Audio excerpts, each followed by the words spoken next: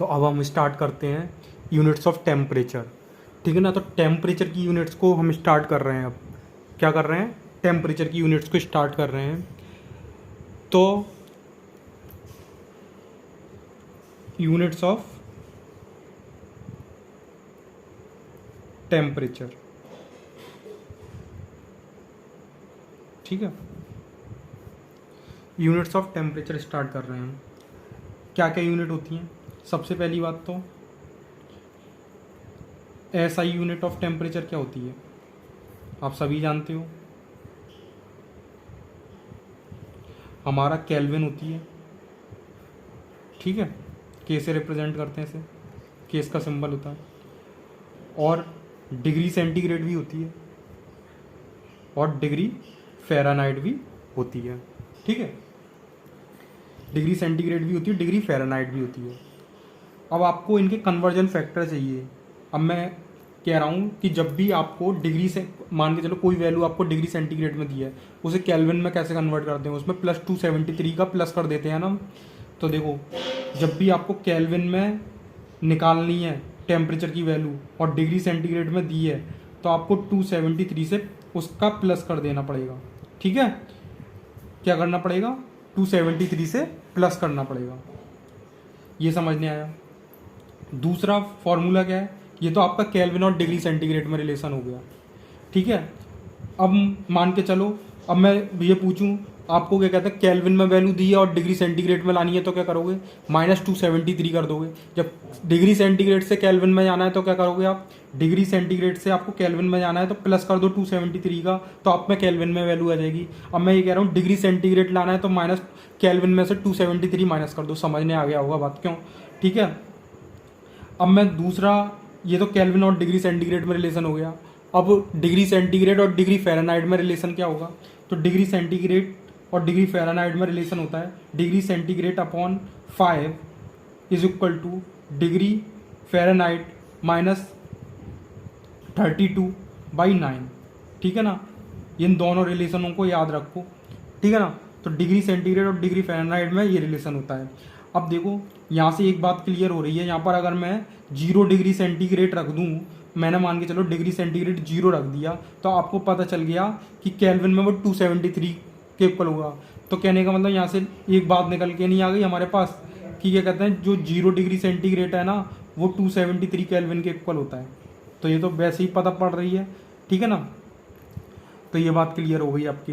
अब मैं ये कह रहा हूँ कि एग्जाम्पल लेते हैं सबसे पहले, कैसे कैसे होता है। अब मैंने कहा आपसे, मेरे पास टेम्परेचर दिया है 27 डिग्री सेंटीग्रेड, ठीक है। इसे आप केल्विन में कन्वर्ट करो। किस में कन्वर्ट करना है, केल्विन में कन्वर्ट करना है, करके बताओ। तो बहुत ईजी है। क्या करना है, जब भी डिग्री सेंटीग्रेड से हमें केल्विन पर पहुंचना होता है तो प्लस क्या कर दें हम, 273 कर दें, ठीक है ना। तो केल्विन में हमें वैल्यू चाहिए, डिग्री सेंटीग्रेड में दिए, तो 27 + 273 कितना हो गया, 300 केल्विन नहीं हो गया। समझने आया। ऐसे ही एक और एग्जांपल ले लो, लेना चाहो तो। टेम्परेचर आपको दिया हुआ है 310 केल्विन, ठीक है, 310 केल्विन। अब इस हमें डिग्री सेंटीग्रेड में वैल्यू निकाल के दो, तो क्या करना है, माइनस करना होता है। देखो फॉर्मूले से, मैं फॉर्मूले से बताने की कोशिश कर रहा हूँ, वैसे तो डायरेक्ट ही कर दो, ठीक है ना।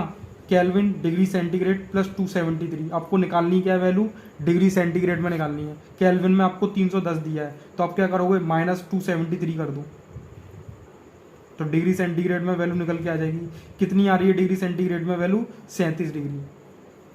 कितनी आ रही है आपका डिग्री सेंटीग्रेड में, 37 आ रही है। अब मेरा एग्जाम्पल एक और समझो, ठीक है। अब देखो, एक एग्जाम्पल है, आप नॉर्मल बॉडी टेम्परेचर आप जानते हो कि नॉर्मल बॉडी टेम्परेचर आपका 37 डिग्री सेंटीग्रेड होता है। अब मैं इसे 37 डिग्री सेंटीग्रेड को, यानी नॉर्मल बॉडी टेम्परेचर को फ़ारेनहाइट में कन्वर्ट करवा रहा हूँ। तो फ़ारेनहाइट में और डिग्री सेंटीग्रेड में रिलेशन ये वाला लगेगा। देखो करते हैं, क्वेश्चन क्या कह रहा है, क्वेश्चन कह रहा है हमारा 37 डिग्री सेंटीग्रेड टेम्परेचर है। ये कितना होता है, ये नॉर्मल बॉडी टेम्परेचर होता है अपना, ठीक है, नॉर्मल बॉडी टेम्परेचर, ठीक है। इसे मैं किस में कन्वर्ट करवा रहा हूँ, आपको डिग्री फ़ारेनहाइट में कन्वर्ट करा रहा हूँ। तो करके दो मुझे, शुरू करो। देखो फॉर्मूला लगाओ सबसे पहले, degree centigrade upon 5 is equal two degree Fahrenheit minus 32 upon 9, ठीक है ना। डिग्री सेंटीग्रेड कितना दिया है, 37 अपॉन 5, डिग्री फ़ारेनहाइट में हमें वैल्यू निकालनी है माइनस 32 अपॉन 9, ठीक है ना। तो यहाँ से डिग्री फ़ारेनहाइट की वैल्यू निकालो। कैसे निकालोगे आप, देखो या तो 37 5 इंटू 9 इंटू कर दिया और प्लस 32, ठीक है। तो ये कुछ आंसर जब तुम निकाल के लाओगे डिग्री फ़ारेनहाइट को, तो ये कुछ 98.6 डिग्री फ़ारेनहाइट के पास आएगा। सॉल्व करके देख लेना आप, ठीक है ना। ये हो गया आपका। तो हम नोट पढ़ते हैं। नोट क्या है, देखो आपको कन्फ्यूज़न आता होगा कि कहते हैं हम कोई भी फॉर्मूला दिया है उसमें टेम्परेचर की वैल्यू केल्विन में पुट करें या डिग्री सेंटीग्रेड में पुट करें। जैसे मैं एक एग्जांपल दे रहा हूँ, जैसे कि देखो PV is equal to nRT है, तो आपको कन्फ्यूज़न आता होगा इसमें टेम्परेचर में डिग्री सेंटीग्रेड में पुट करूँ या केल्विन में पुट करूँ। और एक और फार्मूला होता है फिजिक्स में, RT is equal to R0 1 plus alpha T। तो यहाँ पर आपको कन्फ्यूज़न होता होगा कि टेम्परेचर में क्या कहते हैं, आपको केल्विन में पुट करूँ या डिग्री सेंटीग्रेड में पुट करूँ। तो इसी कन्फ्यूज़न को मैं दूर कर रहा हूँ इस नोट में। देखो इस बात को ध्यान रखना कि जब भी आपको टेम्परेचर का सिंबल कैपिटल T से रिप्रेजेंट करा जा रहा है, तो हमेशा टेम्परेचर केल्विन में आएगा। आपको किसी भी फॉर्मूले में टेम्परेचर अगर कैपिटल T की फॉर्म में दिया हुआ है, तो आपको हमेशा टेम्परेचर किस में पुट करना है, केल्विन में पुट करना है, ध्यान रखना। और जब भी अगर आपको टेम्परेचर स्मॉल t और थीटा की फॉर्म में दिया हुआ है, टेम्परेचर आपको स्मॉल t और थीटा की फॉर्म में दिया हुआ है, तो टेम्परेचर हमेशा डिग्री सेंटीग्रेड में पुट करा जाएगा। समझने आया, किस में पुट करा जाएगा, डिग्री सेंटीग्रेड में। जैसे कि देखो यही एग्जांपल लो, PV is equal to nRT है, तो ये आइडियल गैस इक्वेशन है, इसमें हमेशा टेम्परेचर केल्विन में पुट करा जाता है, क्योंकि सिंबल किसकी फॉर्म में दिया हुआ है, कैपिटल T की फॉर्म में दिया हुआ है। और ये आपको फिजिक्स में ये इक्वेशन दी जाती है, रेजिस्टेंस और टेम्परेचर का रिलेशन बताती है ये। तो इसमें ये टेम्परेचर आपको स्मॉल t और थीटा की फॉर्म में दिया होता है, तो हमेशा टेम्परेचर किसकी फॉर्म, डिग्री सेंटीग्रेड में पुट करना होता है। तो इस बात को क्लियर अपने दिमाग में बैठा लो कि जब भी टेम्परेचर का सिंबल कैपिटल T है तो केल्विन में, थीटा और स्मॉल t है तो डिग्री सेंटीग्रेड। ये नोट नंबर 1 हो गया अपना। नोट नंबर 2 देखो,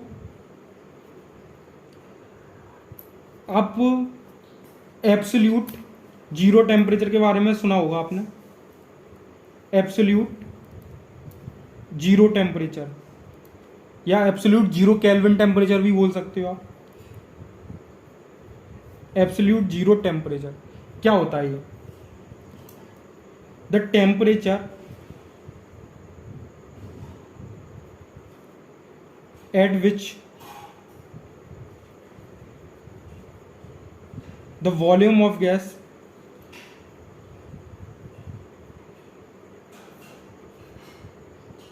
is equal to 0। समझने आया, इज इक्वल टू 0। वह टेम्परेचर जहां पर वॉल्यूम ऑफ गैस है ना वो 0 हो जाए, तो वही क्या कहलाता है, एब्सोल्यूट जीरो टेम्परेचर या एब्सोल्यूट जीरो केल्विन टेम्परेचर। तो वो क्या कितने टेम्परेचर पर होता है, ये एब्सोल्यूट जीरो टेम्परेचर कितने टेम्परेचर पर होता है, यानी जो वॉल्यूम ऑफ गैस है वो किस टेम्परेचर पर 0 होता है, तो वो होता है 0 केल्विन। तो 0 केल्विन है यानी -273 डिग्री सेंटीग्रेड, ध्यान रखना। तो ये यहाँ पे टेम्परेचर का पूरा किस्सा खत्म हो गया, ठीक है ना। तो अब टेम्परेचर में आपको कोई दिक्कत नहीं आएगी, ठीक है। अब बात आती है आपकी हम करते हैं यूनिट ऑफ एनर्जी की बात करते हैं, ठीक है ना। यूनिट्स ऑफ एनर्जी की बात करते हैं, एनर्जी की यूनिट्स की बात करते हैं, ठीक है ना। तो हेडिंग डालो, यूनिट्स ऑफ एनर्जी, ठीक है ना। तो एनर्जी की यूनिट के बारे में देखते हैं। अब एनर्जी की एसआई यूनिट क्या होती है? सबसे तो पहली बात ये बताओ, एसआई यूनिट एनर्जी की जूल होती है, ठीक है। अब जूल होती है एसआई यूनिट। अब आपने कैलोरी भी तो सुना होगा कि एनर्जी की यूनिट कैलोरी भी है, ठीक है। तो जूल और कैलोरी में रिलेशन क्या होता है आप सब जानते हो। Calorie is equal to 4.2 joule होता है, ठीक है। और मोर करेक्ट माना जाए तो जो 4.1 कैलोरी 4.18 जूल होता है, एग्जैक्टली इतना होता है, मगर हम पुट इतना करते हैं, ठीक है। अब बात आती है, आपने ये भी सुना होगा 1 जूल को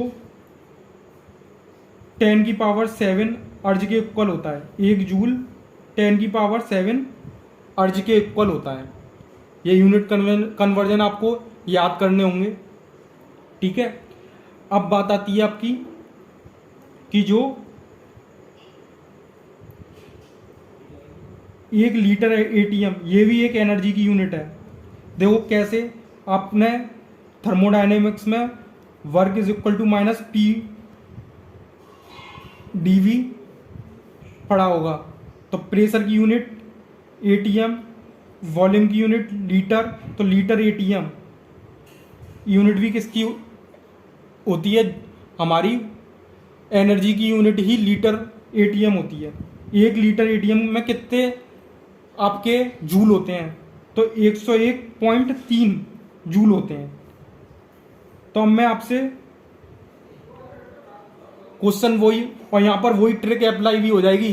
अब आपको यूनिट कन्वर्जन में जब भी कहीं से किधर जाना हो तो आपको वही ट्रिक याद रखो। छोटे से बड़े में जा रहे हो तो क्या करोगे? डिवाइड करोगे, और बड़े से छोटे में जा रहे हो तो मल्टीप्लाई करोगे। तो आपको पहले तो ये पता होना चाहिए कि कौन सी यूनिट बड़ी है और कौन सी छोटी है। तो एक और यूनिट होती है, आपने पढ़ा होगा 1 इलेक्ट्रॉन वोल्ट। 1 इलेक्ट्रॉन वोल्ट में 1.6 इंटू 10 की पावर, पेन खत्म हो गया, 1.6 इंटू 10 की पावर माइनस 19 जूल होते हैं। तो अब मुझे ऑर्डर बताओ कि कौन सी यूनिट बड़ी है और कौन सी छोटी है। तो देखो पहले बताओ, एक कैलोरी में 4.2 जूल प्रेजेंट है, तो कैलोरी बड़ी है या जूल यूनिट बड़ी है? तो भाई एक कैलोरी में 4.2 जूल आ रहे हैं, तो कैलोरी तो बड़ी यूनिट है। एक जूल बड़ा है या अर्ज बड़ा है? जूल बड़ा है, 10 की पावर 7 अर्ज आते हैं एक जूल में। 1 लीटर एटीएम में 101.3 जूल है, तो सही लीटर एटीएम बड़ा है। और 1 इलेक्ट्रॉन वोल्ट में 1.6 इंटू 10 की पावर माइनस 19 जूल है, तो आपका जूल बड़ा है इलेक्ट्रॉन वोल्ट में, और जूल में कंपेयर करोगे तो ऑर्डर लगाओ सीधा। सबसे बड़ी यूनिट लीटर एटीएम होती है, उससे छोटी कैलोरी होती है, उससे छोटी आपकी जूल होती है, उस सबसे छोटी इलेक्ट्रॉन वोल्ट होती है।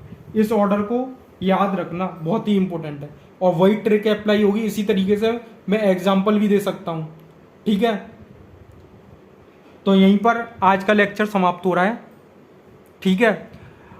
अब हम देखते हैं units of universal gas constant. Units of universal gas constant R. तो देखो हम जानते हैं यूनिवर्सल गैस कांस्टेंट की यूनिट कैसे निकल के आएगी। देखो हम जानते हैं कि P V is equal to N R T, ये आइडियल गैस इक्वेशन होती है, ठीक है। तो यहाँ से आप आर निकाल के लाओ। आर क्या आएगा? P V upon N T. तो यानी हमारी यूनिट क्या रहनी चाहिए इसकी? Litre ATM upon mole into kelvin, ठीक है। ये आर की यूनिट रहनी चाहिए, ठीक है। ये आर की यूनिट रहनी चाहिए।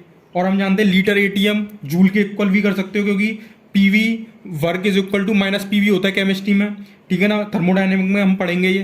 तो जूल के लीटर एटीएम को जूल के इक्वल कर सकते हो आप। और मोल इंटू केल्विन, ये आर की एक यूनिट रह सकती है। जूल की जगह हम कैलोरी कर दें तो कैलोरी भी रह सकती है, ठीक है ना। आर की ये 3 यूनिटें होती हैं। अब इसमें प्रत्येक यूनिट में आर की वैल्यू भी डिफरेंट होती है। देखो आर की पहली वैल्यू होती है लीटर एटीएम पर मोल पर केल्विन में 0.0821 लीटर एटीएम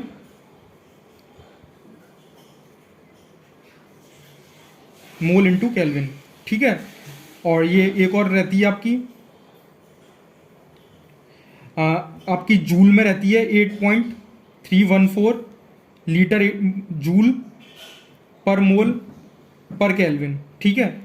और आपकी कैलोरी में रहती है आर की वैल्यू 2 कैलोरी पर मोल पर केल्विन, ठीक है, ये रहती है।